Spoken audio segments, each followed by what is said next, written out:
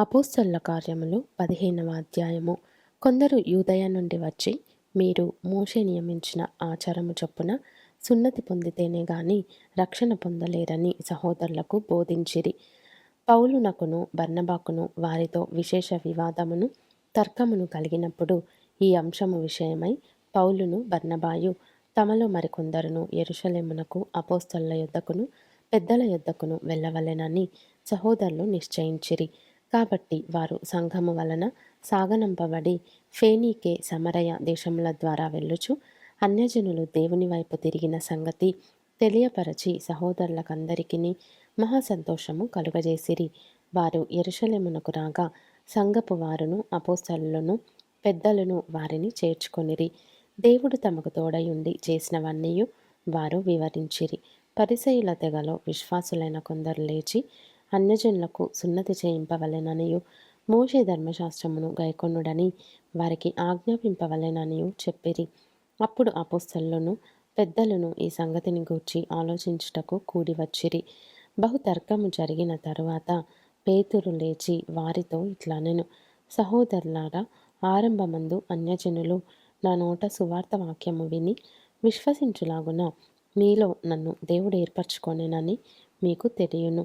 మరియు హృదయములను ఎరిగిన దేవుడు మనకు అనుగ్రహించినట్టుగానే వారికిని పరిశుద్ధాత్మను అనుగ్రహించి వారిని గూర్చి సాక్ష్యమిచ్చెను. వారి హృదయములను విశ్వాసము వలన పవిత్రపరచి మనకును వారికిని ఏ భేదమైనను కనుపరచలేదు. గనుక మన పితరులైనను మనమైనను మోయలేని కాడిని శిష్యుల మెడ మీద పెట్టి మీరెందుకు దేవుని శోధించుచున్నారు? ప్రభువైన యేసు కృపచేత మనము రక్షణ పొందుదుమని నమ్ముచున్నాము గదా, అలాగే వారును రక్షణ పొందుదురు అనెను. అంతటా ఆ సమూహమంతయు ఊరకుండి బర్నబాయు పౌలును తమ ద్వారా దేవుడు అన్యజనులలో చేసిన సూచక క్రియలను అద్భుతములను వివరించగా ఆలకించెను.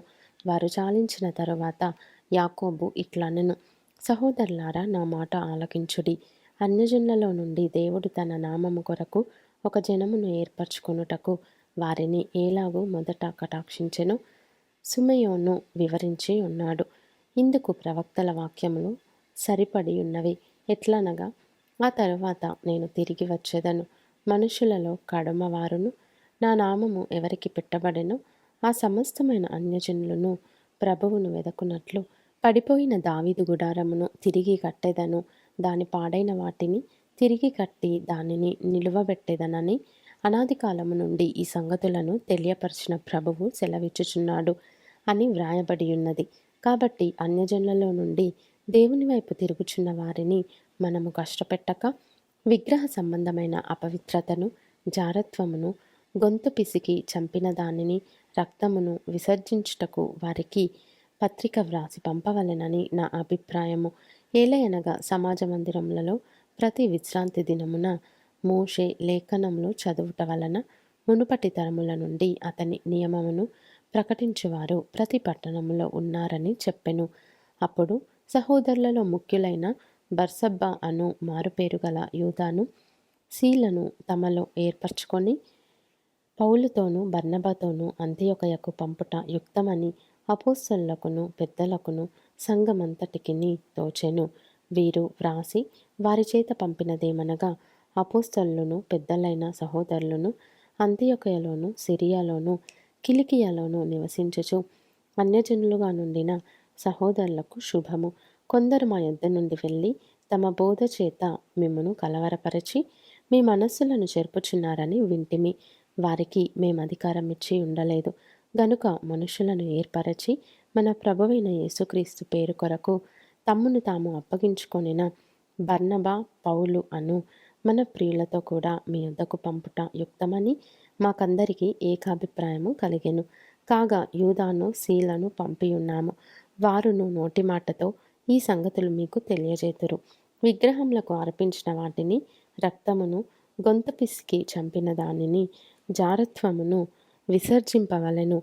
ఈ అవశ్యమైన వాటికంటే ఎక్కువైన ఏ భారమును మీ మీద మోపకూడదని పరిశుద్ధాత్మకును మాకును తోచెను. వీటికి దూరముగా ఉండుటకు జాగ్రత్త పడితిరా, అది మీకు మేలు, మీకు క్షేమము కలుగునుగాక. అంతట వారు సెలవు పుచ్చుకొని అంతియొకయకు వచ్చి శిష్యులను సమకూర్చి ఆ పత్రిక ఇచ్చిరి. వారు దానిని చదువుకొని అందువలన ఆదరణ పొంది సంతోషించిరి.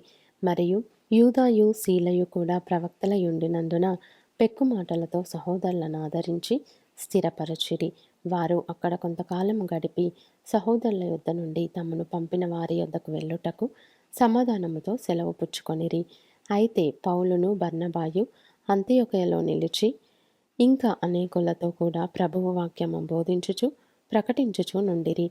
కొన్ని దినములైన తర్వాత ఏ ఏ పట్టణములలో ప్రభువు వాక్యము ప్రచురపరిచితిమో ఆయా ప్రతి పట్టణంలో ఉన్న సహోదరుల యొద్దకు తిరిగి వెళ్ళి వారెలాగున్నారో మనము చూద్దామని పౌలు బర్నబాతో అనెను.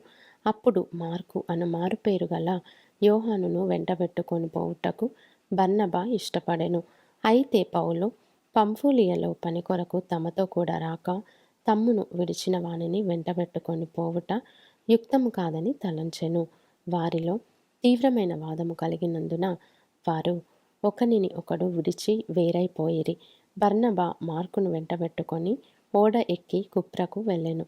పౌలు శీలను ఏర్పరచుకొని సహోదరుల చేత ప్రభువు కృపకు అప్పగింపబడిన వాడై బయలుదేరి సంఘములను స్థిరపరచుచు సిరియా కిలికియా దేశముల ద్వారా సంచారము చేయుచుండెను.